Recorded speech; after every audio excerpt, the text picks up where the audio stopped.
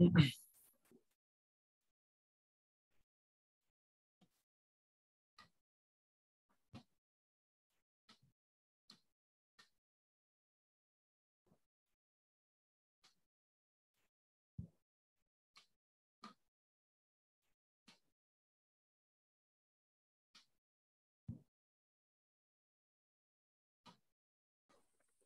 Ustaz. Assalamualaikum.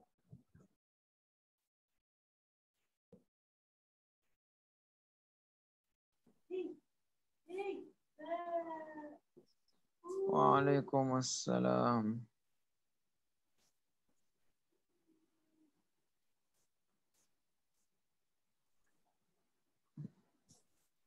Sekejap, Syekh Ahmad.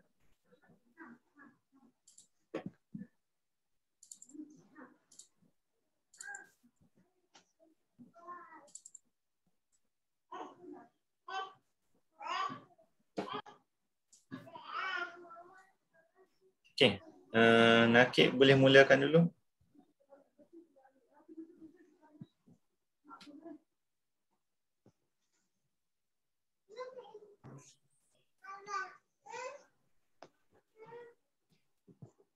Mulakan dulu, Ustaz. Silakan. Bismillahirrahmanirrahim. Alhamdulillahirabbil alamin. Wassalatu wassalamu ala asyrafil anbiya'i wal mursalin wa ala alihi wa sahbihi ajma'in. Assalamualaikum warahmatullahi wabarakatuh. Bagi memberkati majlis, marilah kita membaca umum kitab Al-Fatihah.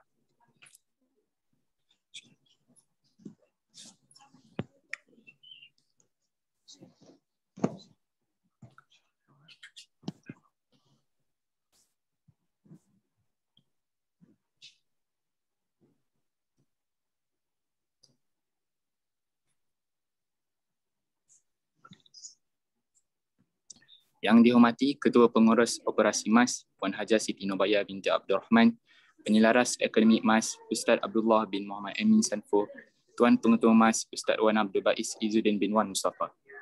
Yang diraikan Ustaz Wan Ahmad bin Zulbahar, para ibu bapa, ALP MAS, guru-guru serta rakan-rakan yang dikasihi sekalian. Saya sebagai pengurus majlis pada pagi ini ingin mengucapkan ribuan terima kasih kepada ibu bapa, ALP MAS, guru-guru serta rakan-rakan yang sudi hadir pada pagi ini. Kita bersyukur pada pagi ini pihak madrasah telah menjemput seorang tetamu yang amat dikenali, iaitu Al-Fadil Ustaz Wan Ahmad bin Zulbahar untuk memberikan kuliah bulanan sebagai panduan dan nasihat kepada kita semua. Khasnya ketika kita sedang menghadapi ujian pandemik yang berpanjangan ini. Sidang hari ini sekalian, dalam sebuah hadis Nabi Muhammad SAW sabda, "An salaka tariqan yaltamisu fihi ilman, sahalallahu lahu tariqan ilal jannah." Rawahu Muslim. Maksudnya, barang siapa menempuh satu jalan cara untuk mendapatkan ilmu, maka Allah pasti mudahkan baginya jalan menuju syurga. Sidang hadirin sekalian, ini adalah kelebihan orang-orang yang menuntut ilmu, kerana tanpa ilmu khasnya, ilmu agama, kita akan berhadapan dengan bermacam-macam masalah dalam kehidupan. Untuk makluman hadirin sekalian, di hujung majlis nanti kita akan adakan kuis berkaitan dengan kuliah pada pagi ini. Baik, pelajar-pelajar dikehendaki untuk kekal sehingga akhir majlis. Untuk tidak meninggal-ninggalkan masa, sekarang majlis menjemput Al-Fadil Ustaz Wan Ahmad bin Zulbahar untuk menyampaikan kuliahnya. Dengan segala hormatnya, dipersilakan. Tafadhal mashkura.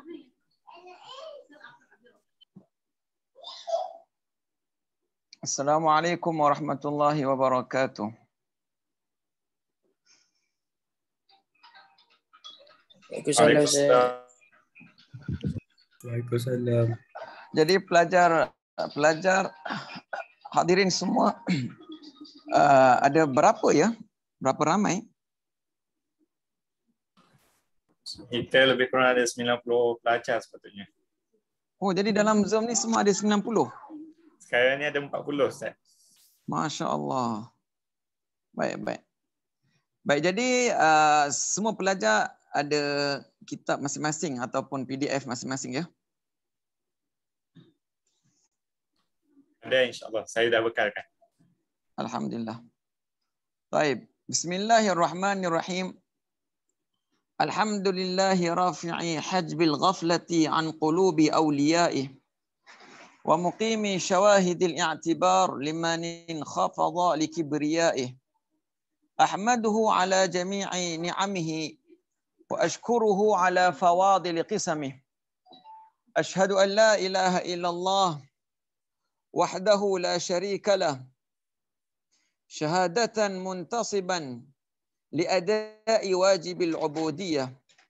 Wa ashhadu anna sayyidana wa nabiyyana wa qurrata a'yunina wa maulana Muhammadan abduhu wa rasuluh alladhi fatahallahu bihi a'yunan umya wa adhanan summa wa ja'alahu rahmatan likullil bariyah.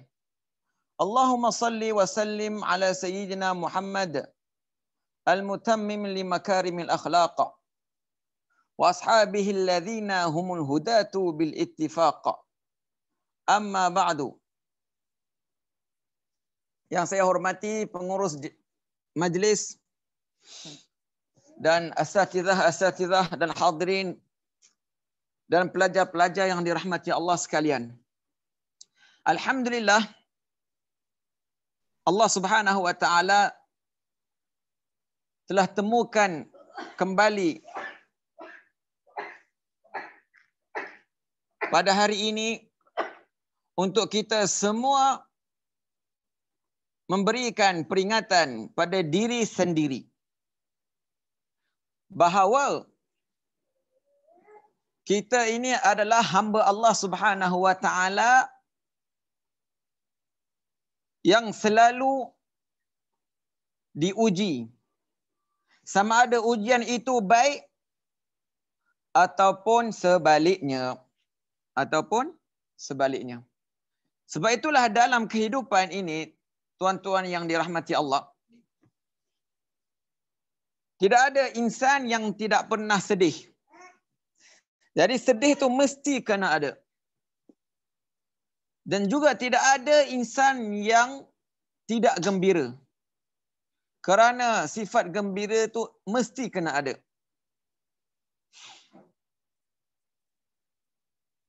Dan juga dalam dunia, dalam kehidupan ini, setiap insan pasti akan datang kematian.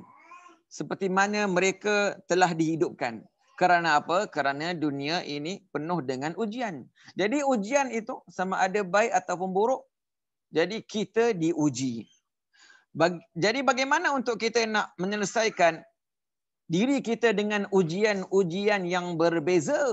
Maka seperti mana pelajar-pelajar dah dengar daripada Ustaz Al-Fadil tadi, kita perlukan ilmu agama. Perlukan ilmu agama. Baik, jadi hari ini kita akan mula kitab Ayyuhal Walad. Karangan Imam Al-Ghazali alaihi rahmatullah. Kitab yang mana beliau nak nasihatkan kepada kita pelajar-pelajar ilmu. Sebab itulah beliau letakkan nama dengan nama kasih sayang. Wahai anakku. Wahai anakku. Sedangkan kamu tahu bahawa Imam Al-Ghazali alaihi rahmatullah, dia tidak mempunyai anak lelaki. Imam Al-Ghazali hanya mempunyai anak perempuan. Tetapi anak lelaki dia yang meneruskan pengorbanan, usaha, ilmu-ilmu yang telah dia karangkan ialah pelajar-pelajar ilmu. Baik. Jadi sebelum ni kita dah bincangkan beberapa kepentingan kitab Ayyuhal Walad.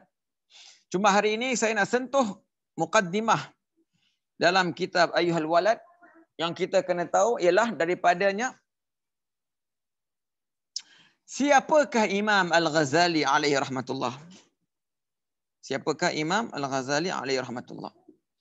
Baik, kenapa setiap pelajar ketika ingin belajar satu kitab, maka perlu perlu untuk dia mengetahui siapakah pengarangnya. Kerana kualiti satu kitab itu dia bergantung kepada kualiti yang mengarang kitab tersebut. Sebab itulah ulama kata apa? Man allafa faqad arada aqlahu. Sesiapa yang telah mengarang kitab, maka dia telah menonjolkan akalnya kepada khalayak ramai.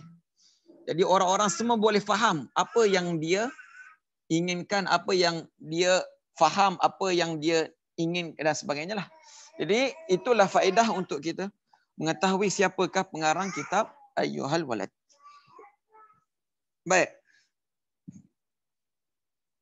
Dan kamu semua tahu bahawa beliau Imam Muhammad ibn Muhammad. 3 kali Muhammad. Imam Muhammad ibn Muhammad. Al-Ghazali Asy-Syafi'i. Al-Ghazali Asy-Syafi'i. Jadi Muhammad ibn Muhammad. Jadi moyang dia selepas Muhammad ialah Ahmad. Bermaknanya dia adalah Muhammad ibn Muhammad ibn Ahmad At-Tusi Al-Ghazali.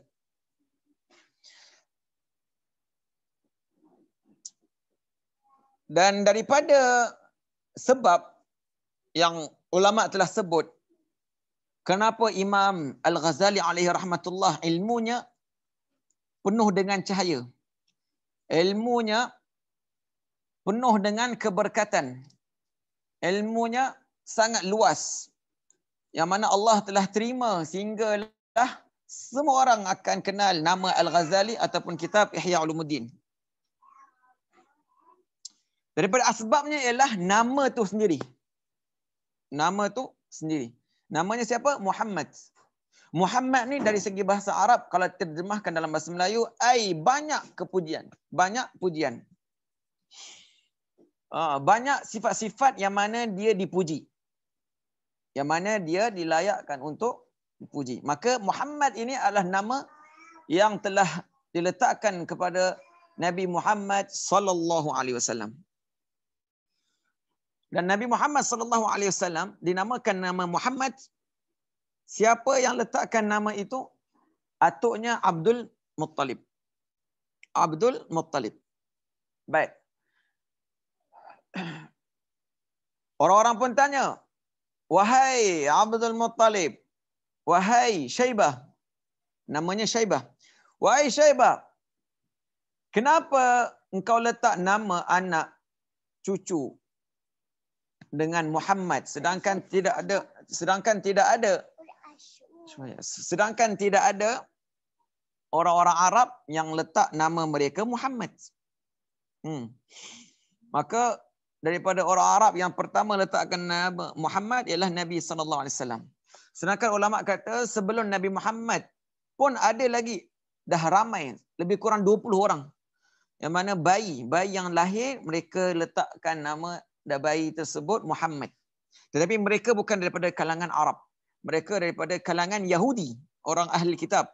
Sebab mereka harap anak-anak mereka jadi nabi yang terakhir, nama Muhammad. Nama apa? Nama Muhammad. Entar, malam entar. Nanti dah sakat. Silakan. Baik. Jadi dengan keberkatan Muhammad ini Allah Subhanahu wa taala telah berkatkan ilmu Imam Al-Ghazali. Sebab Imam Ghazali bukan hanya dia saja nama Muhammad, malah ayah dia dan atuk dia Muhammad bin Muhammad. Kemudian cicit dia pula Ahmad. Sebab nama Muhammad ni ya betul walaupun hadis-hadis tentang nama Muhammad dhaif, dhaif maksudnya lemah, tetapi dalam segi fadilat ataupun kita inginkan kelebihan daripada Allah tidak ada masalah. Itu secara ijma', ittifaq ulama, seperti mana yang telah dikatakan oleh Imam Nawawi bahawa hadis-hadis yang lemah walaupun tidak sampai kepada martabat seperti Sahih Al-Bukhari tetap diamalkan dalam fadilat amal. Jadi meletakkan nama untuk anak-anak ialah daripada kelebihan sunnah-sunnah Nabi SAW. Baik, jadi Muhammad ibn Muhammad. 3 kali Muhammad. Sebab itulah berkatnya Imam Muhammad Al-Ghazali alaihi rahmatullah ini luar biasa. Baik. Jadi beliau ni tahun 450 tahun 450 Hijri. 450 Hijri. 450 Hijri beliau lahir di tempat namanya Tus. Kalau zaman sekarang ni Tus ni di Iran. Tus di mana? Di Iran. Ya, di Iran. Kubur beliau pun di sana, di Iran. Jadi kenapa orang panggil dia Al-Ghazali? Al-Ghazali. Jadi ada dua pendapat. Ada yang mengatakan dengan sabdu Al-Ghazali. Ada yang mengatakan tanpa sabdu ialah Al-Ghazali. Al-Ghazali. Dan apabila dia diletakkan sabdu iaitu Al-Ghazali, bermaknanya ia memberikan makna tanun, iaitu ayah dia dulu menanun dan menjahit dan jual pakaian-pakaian yang telah dia tanun. Jadi itu dipanggil apa? Al-Ghazal. Tapi kalau tanpa sabdu Al-Ghazal, itu nama tempat di daerah Tus, namanya apa? Al-Ghazal. Jadi dinisbahkan ataupun dikembalikan nama Al-Ghazal itu kepada nama tempat tersebut. Tempat tersebut. Ya saya. Macam orang daripada Madinah dipanggil apa? Al-Madani. Orang yang daripada Mekah dipanggil Al-Makki.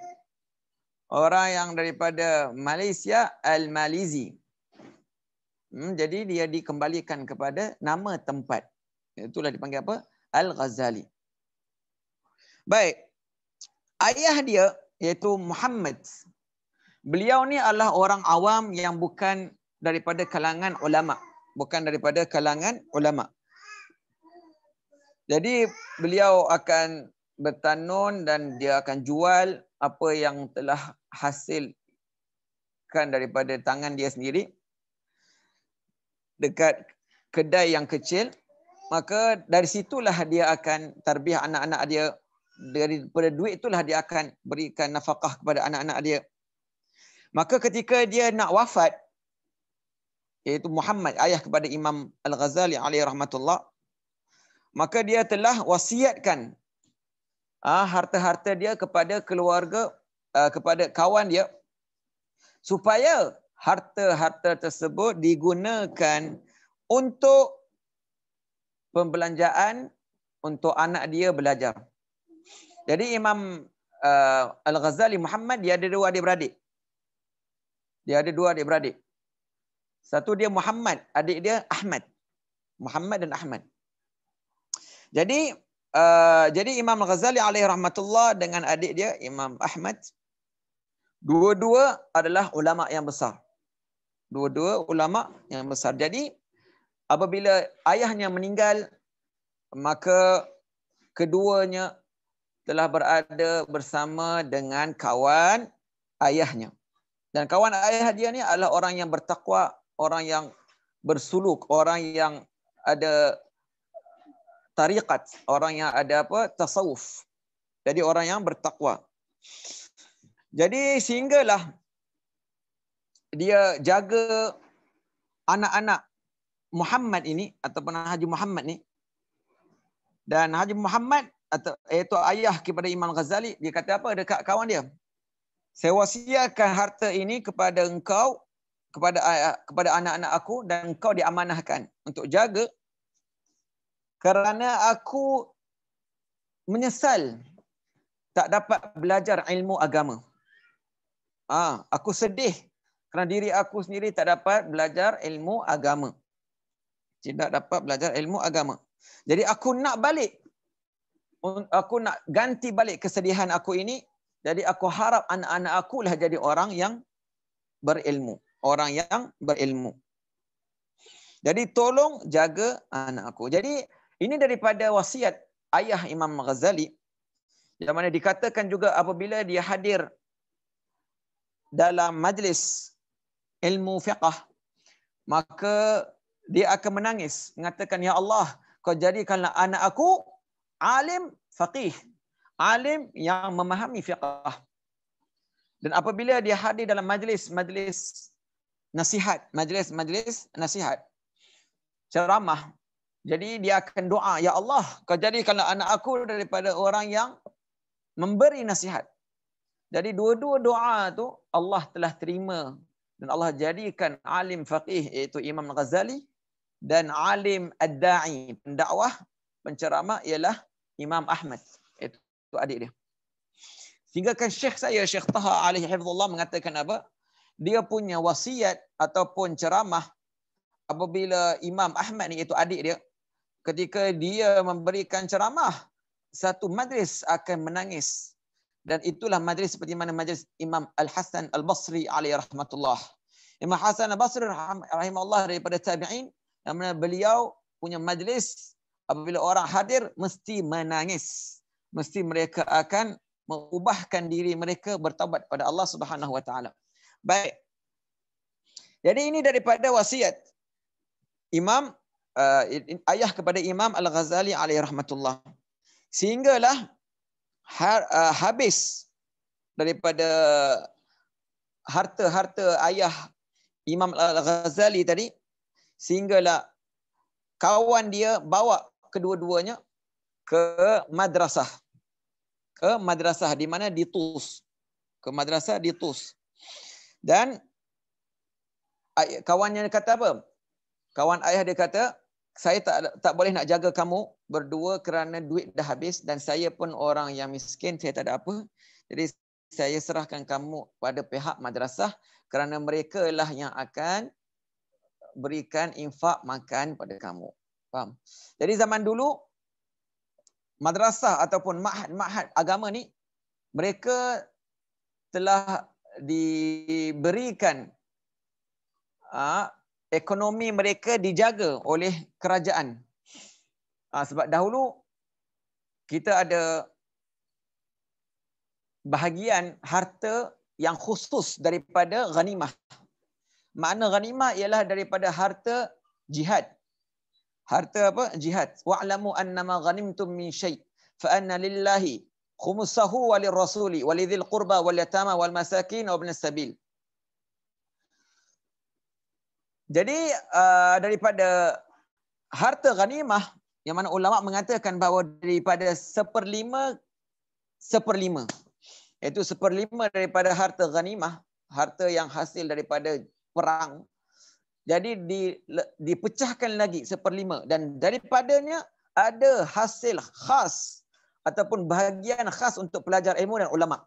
Sebab itulah dulu madrasah-madrasah tidak perlu pada yuran, tidak perlu pada apa-apa bayaran. Semuanya bayaran free ataupun dipanggil gratis.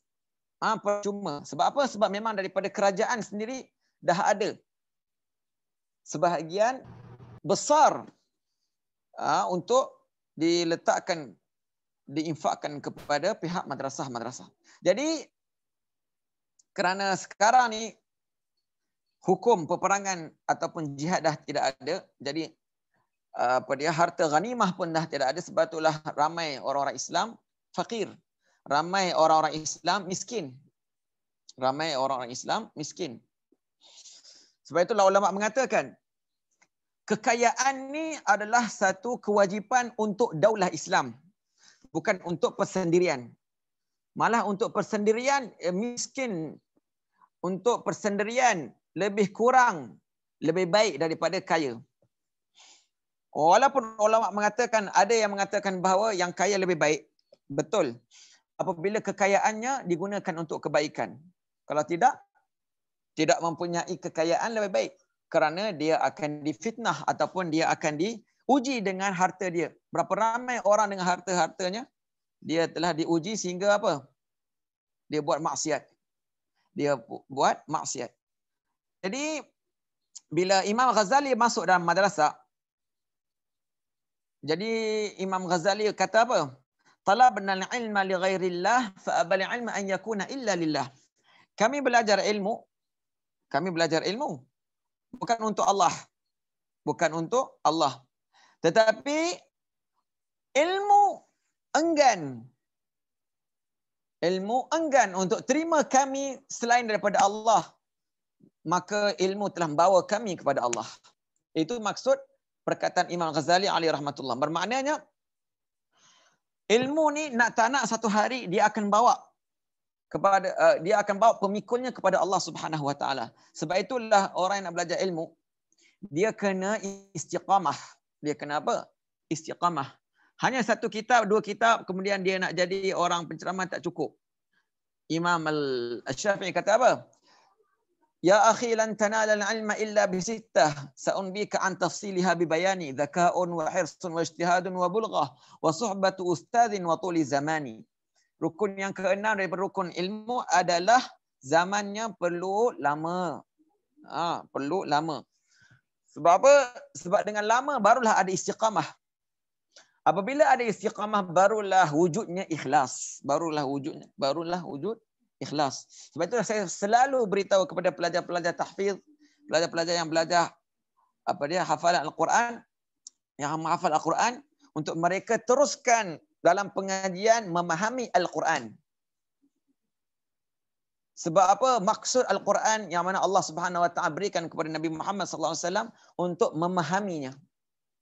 Untuk memahami. Kerana orang tidak memahami Al-Quran, hari ini orang telah mengambil sistem orang-orang Eropah, sistem orang-orang yang tidak beriman kepada Allah, sistem yang mana telah disistemkan oleh orang-orang yang berzina, oleh orang-orang yang tidak ada takwa. Sebab itulah hari ini orang Islam sangat lemah kerana mereka telah tinggalkan sistem Al-Quran.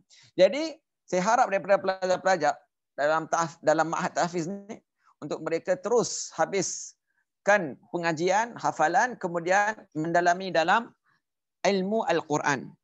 Semoga Allah bagi taufik. Jadi Imam Al-Ghazali alaihi rahmatullah dengan adik dia dalam madrasah ini sehinggalah beliau menjadi pelajar ilmu.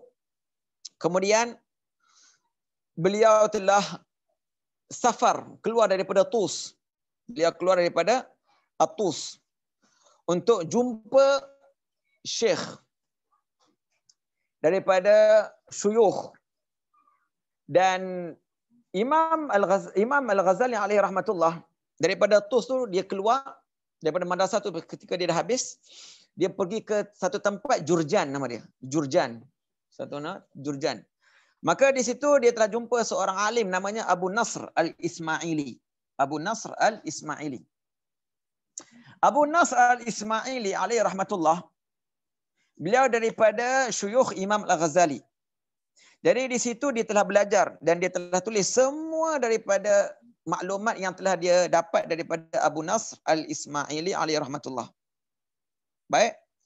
Kemudian selepas dia habis talaqi dengan Imam Abu Asr Al-Ismaili, maka dia pun nak balik daripada Jurjan ke Tus. Ini semua dalam negara Iran. Semuanya dalam negara Iran tapi daerah yang berbeza. Jadi bila Imam Al-Ghazali dalam perjalanan dia nak ke Tus, maka ada perompak tahan dia. Jadi ketika itu barang-barang dia dan tulisan buku-buku dia semua diambil. Sehingga kan Imam Ghazali dia minta supaya perompak itu kembalikan dan pulangkan buku-buku tulisan dia sahaja. Dan selain daripada itu, semuanya mereka boleh ambil, tak ada masalah. Tetapi hanya buku tulisan yang telah dia dapat daripada Imam Abu Nasr Al-Ismaili sahaja yang dia nak. Jadi perompak ni kata apa? Kamu keluar ataupun kamu jauh daripada kami. Kalau tak, kami bunuh. Apa yang kamu nak lagi? Jadi Imam Ghazali dia minta lagi supaya dia nak buku sahaja.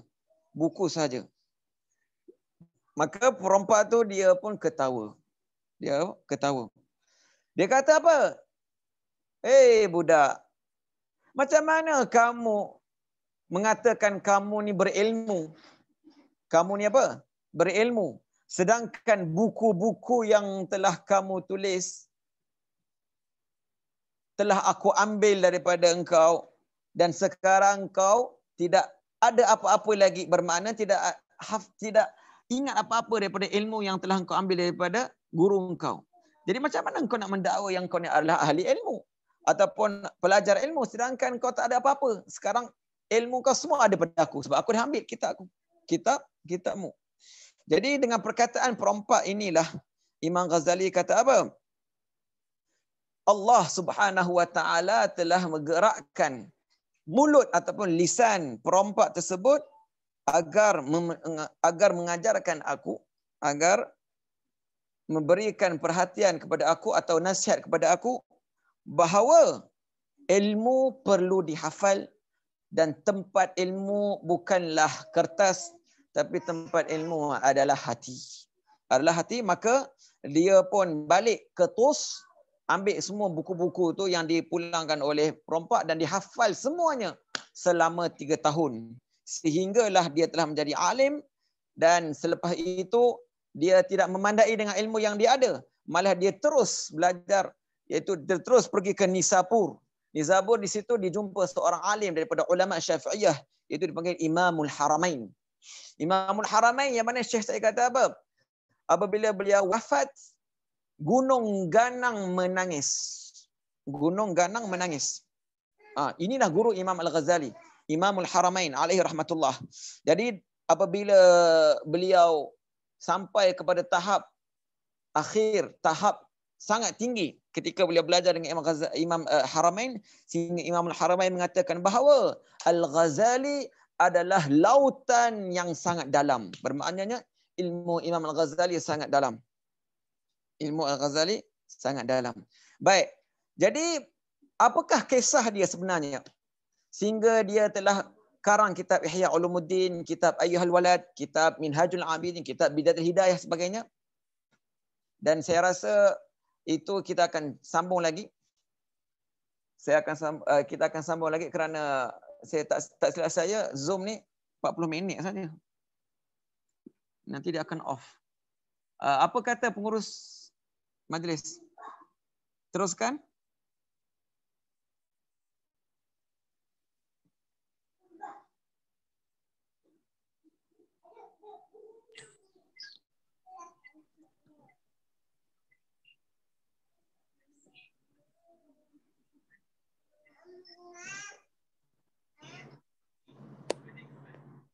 Nak mula teruskan ataupun berhenti?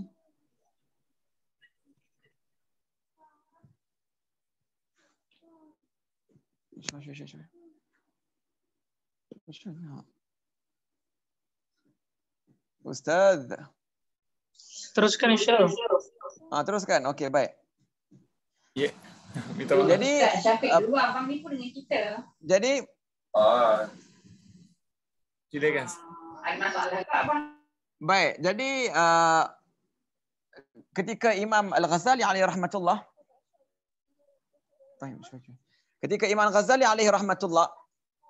selesai pengajian dia di Nisabur dengan Imamul Haramain alaihi rahmatullah, maka ketika Imamul Haramain telah meninggal, maka Imam Al-Ghazali alaihi rahmatullah pun masuk ke Baghdad. Dan Baghdad ni kamu tahu di Iraq. Jadi di situ ada menteri namanya Nizam al-Malik.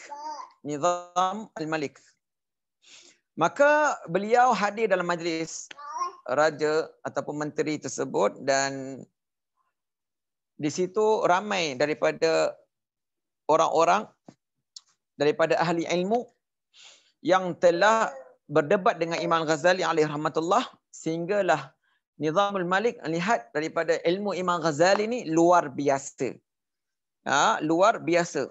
Selepas mereka mengadakan majlis debatan di antara alim ulama.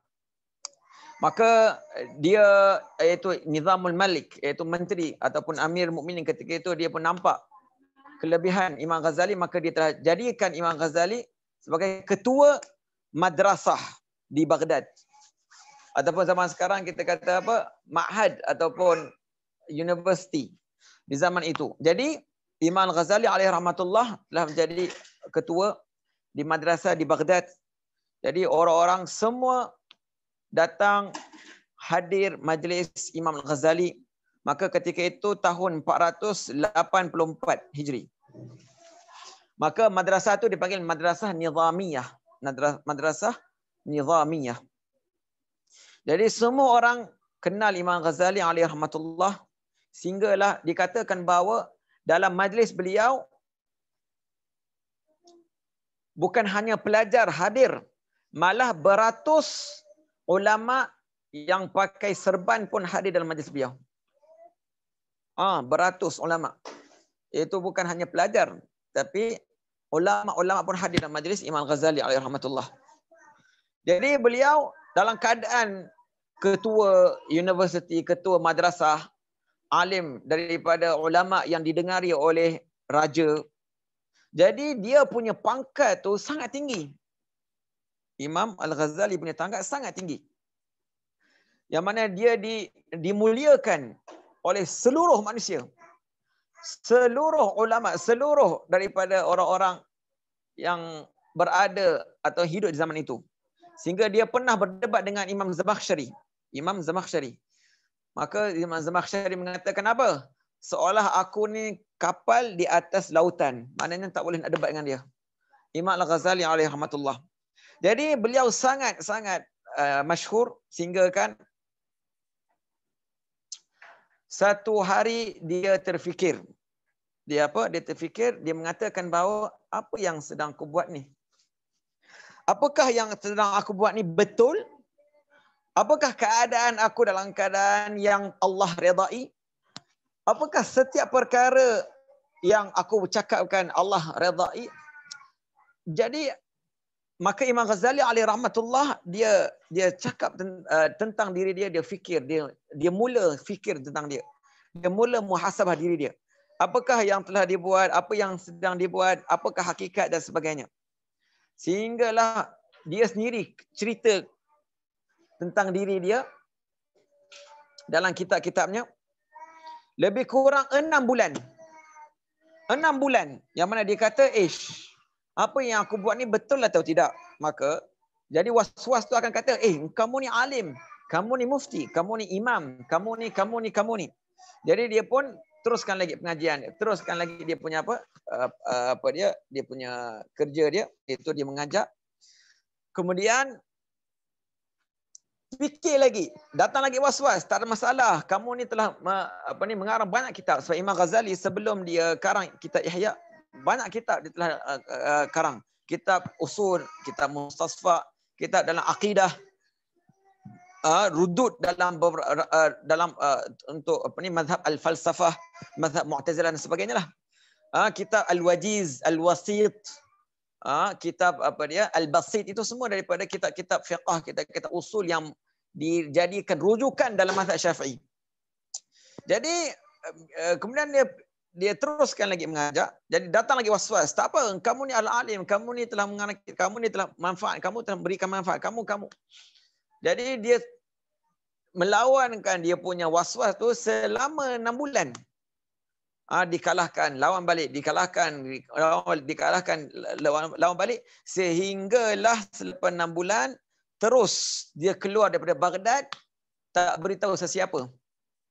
Tidak beritahu sesiapa, dalam keadaan pakaian yang sangat lusuh. Dan dikatakan bahawa dia bawa satu tongkat. Tongkat ketika dia nak keluar daripada Baghdad tu, satu tongkat diikat dengan bungkusan pakaian. Itu daripada makanan sedikit dan pakaian sedikit. Dan bekalan dia untuk dia nak ke mana? Ke Syam. Negara Syam. Jadi beliau pun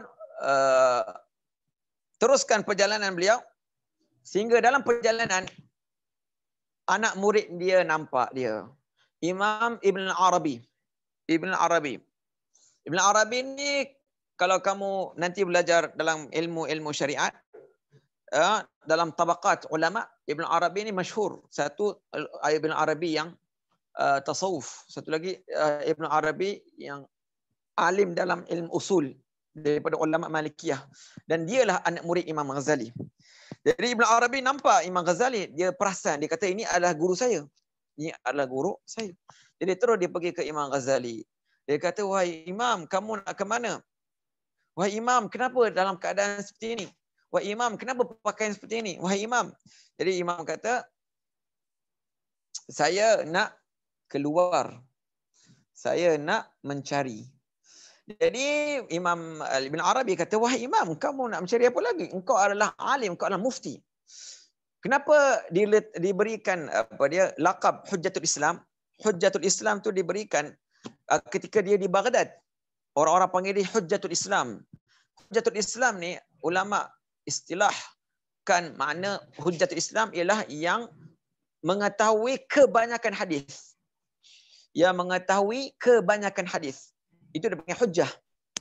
Bukan hanya 100,000, bukan hanya 200,000, tapi kebanyakan hadis dia telah mengetahui. Itu dia panggil hujjah. Sebab itulah kalau tuan-tuan lihat dalam kitab Imam Ghazali, kitab Ihya Ulumuddin tu sendiri, hadis-hadis tu tidak ada hadis yang sampai kepada hadis palsu.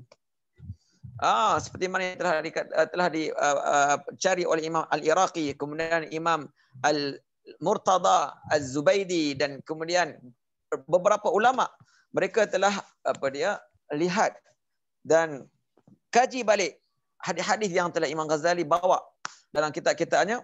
Tidak ada yang sampai kepada palsu. Jadi itu dipanggil hujjah. Itu dipanggil al-hujjah. Jadi bila Imam Ibn Arabi kata, engkau adalah hujjatul Islam, engkau adalah imam, engkau adalah mufti, engkau adalah sebagainya, maka Imam Ghazali dia sebut satu dia dekat anak murid dia, kamu belum faham.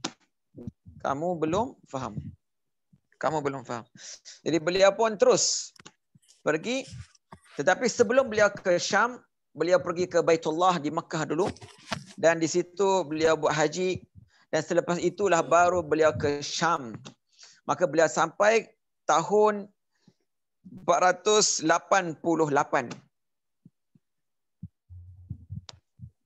Tahun 488 Hijri.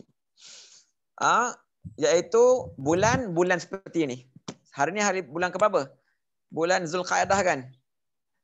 Bulan Zulqa'dah. Ramai pelajar-pelajar ataupun ramai orang-orang awam bila tanya mereka bulan apa bulan Hijrah, mereka tak boleh jawab. Tak boleh jawab. Sebab apa? Sebab mereka kata kami punya gaji keluar dengan tahun ataupun bulan miladi ataupun bulan Masihi, bukan bulan Hijri. Sebab itulah kami hanya ingat bulan-bulan Masihi, tak ingat bulan-bulan Hijri. Sebab tak ada lagi madrasah ataupun satu pejabat yang keluarkan gaji dengan tarikh Hijri. Tak ada lagi. Jadi sebab itulah hari ini semua orang tak tahu tarikh Hijri. Jadi hari ini adalah tahun hari yang terakhir, 29 Zulqa'dah. Jadi seperti bulan inilah Imam Al-Ghazali telah masuk dalam Syam. Telah masuk dalam Syam. Kota Syam. Jadi baik, apa yang terjadi pada madrasah Nizamiyah, majlis-majlis yang beribu orang hadir dalam majlis Imam Ghazali. Jadi Imam Ghazali telah wakilkan adik dia Imam Ahmad. Wakilnya Imam Ahmad. Baik. Jadi daripada situlah ada perubahan dalam kehidupan Imam Ghazali. Dan juga daripada perubahan yang dikatakan oleh Syekh Al-Qudairi alaihi rahmatullah. Yang mana Imam Al-Ghazali dia berubah kerana adik dia. Dia berubah kerana adik dia. Kenapa?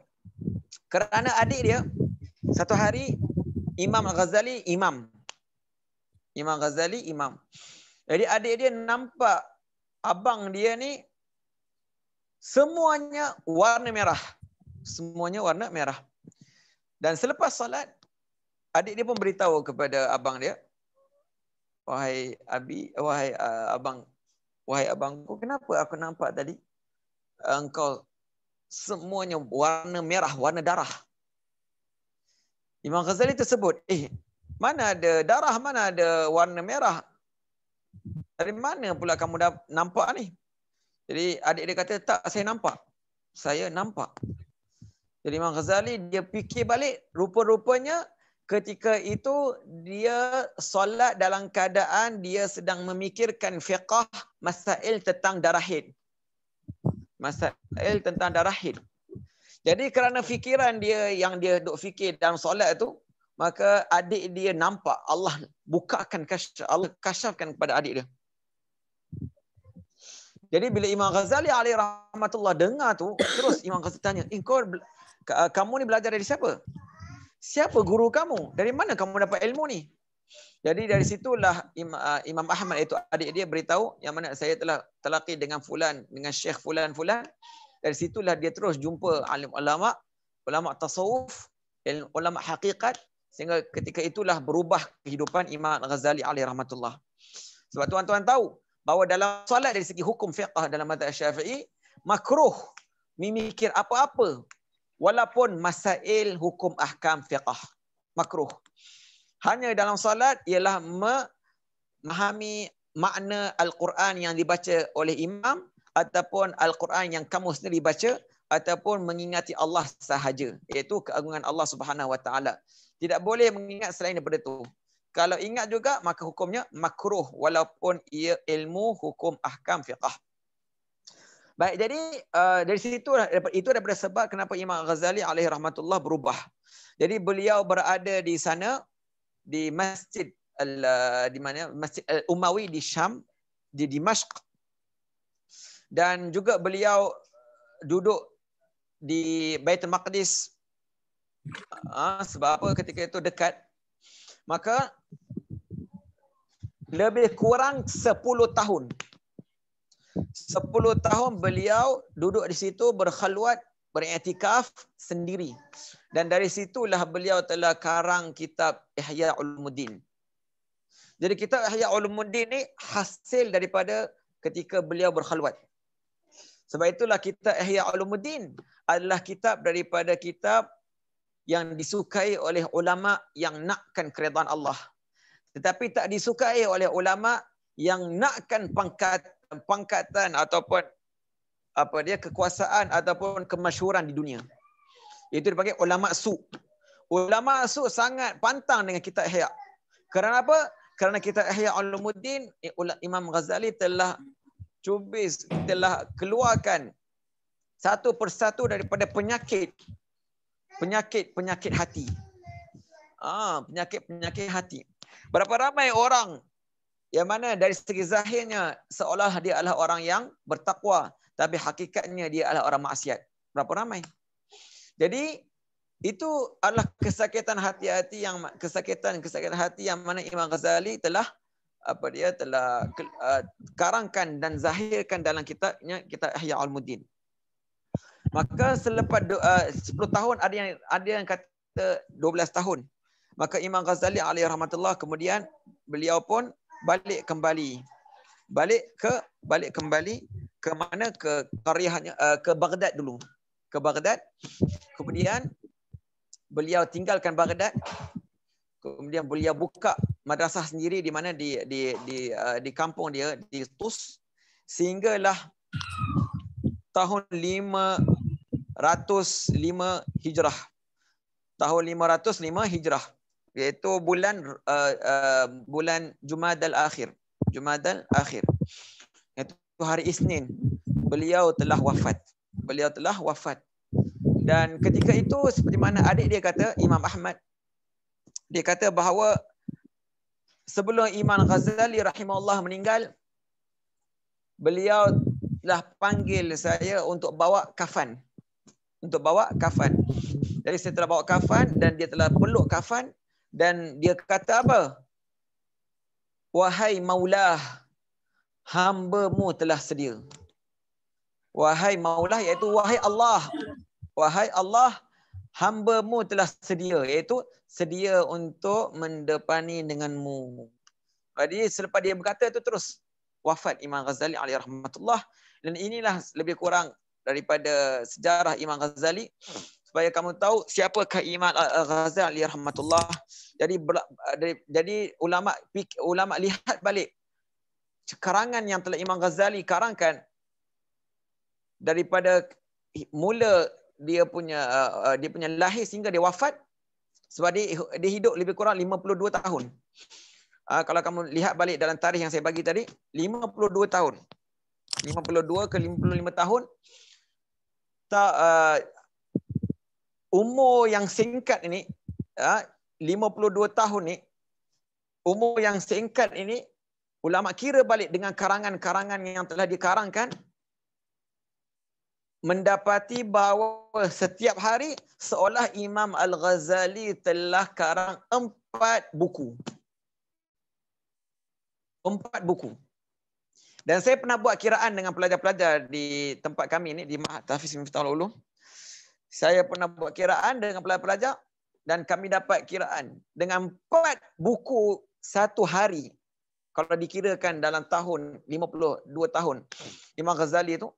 Jadi kalau dikirakan balik, didaratkan semua daripada bulan-bulan dan hari-hari setiap tahun, kami dapat hasilnya 78,000 buku. 78,000 buku. 78,000. Bermaknanya Imam Al-Ghazali alaihi rahmatullah punya kehidupan daripada lahir sehingga mati semuanya berkat. Semuanya apa? Berkat. Jadi tuan-tuan tahu apakah makna berkat? Berkat ni adalah faidul ilahi.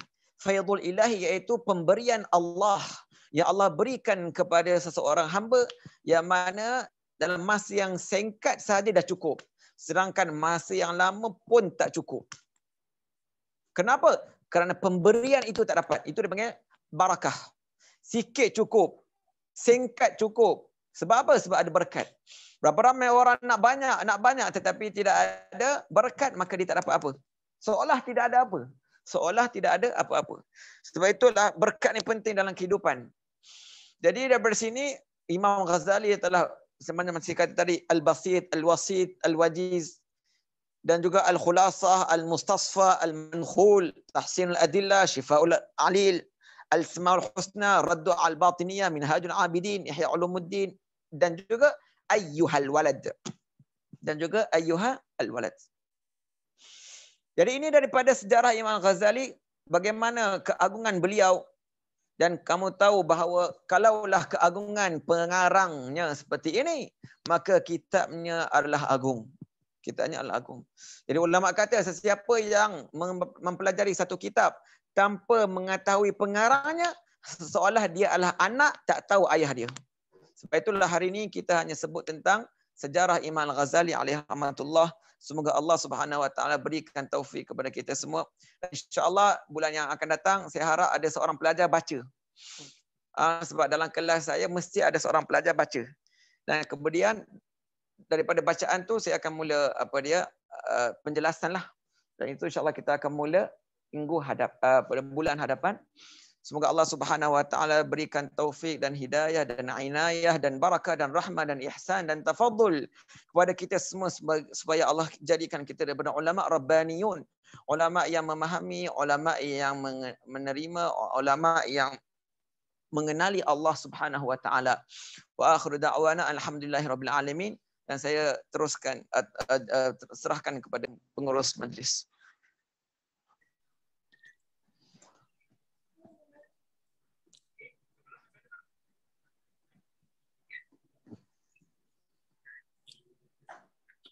Nun di sana indahnya kota, kota bersih dijaga sentiasa. Indah sungguh bicara kata, jadi itibah pada semua. Terima kasih kepada Al-Fadhil Ustaz Wan Ahmad bin Zubaha di atas tazkirah nasihat serta tuburan itu tadi. Saya bagi pihak majlis sekali lagi mengucapkan terima kasih kepada Al-Fadhil Ustaz serta para hadirin sekalian. Marilah kita sama-sama menutup majlis kita ini dengan tasbih kafarah dan suratul Asr.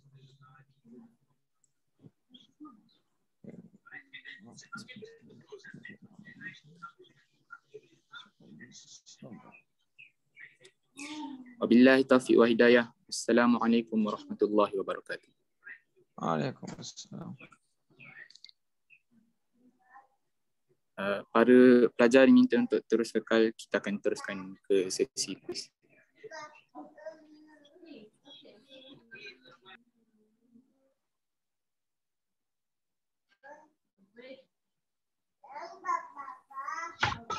Okey, Assalamualaikum.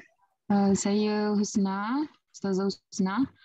Untuk sesi kuis ni boleh bagi 5 minit, 5 atau 10 minit untuk antum study balik apa yang Ustaz Wan Ahmad berikan tadi, dan kita akan mulakan selepas 10 minit lah, insyaAllah.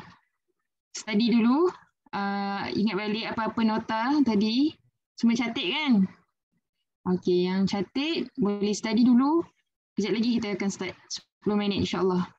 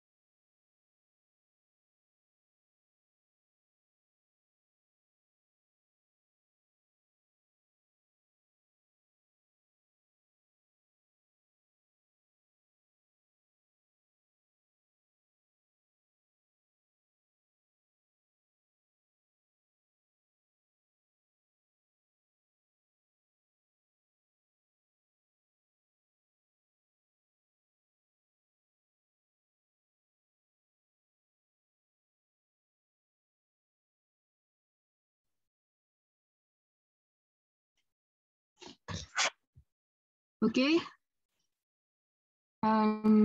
Semua dah sedia? Saya akan share link. Mana?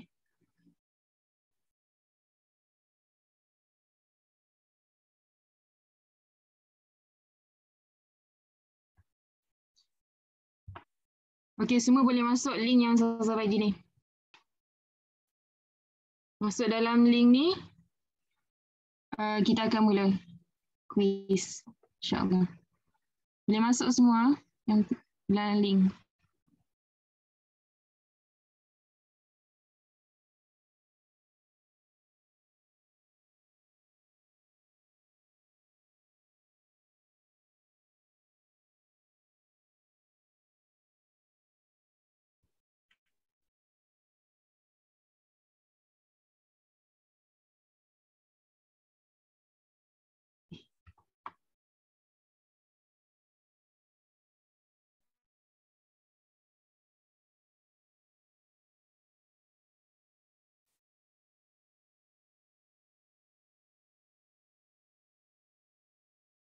Okey, maaf.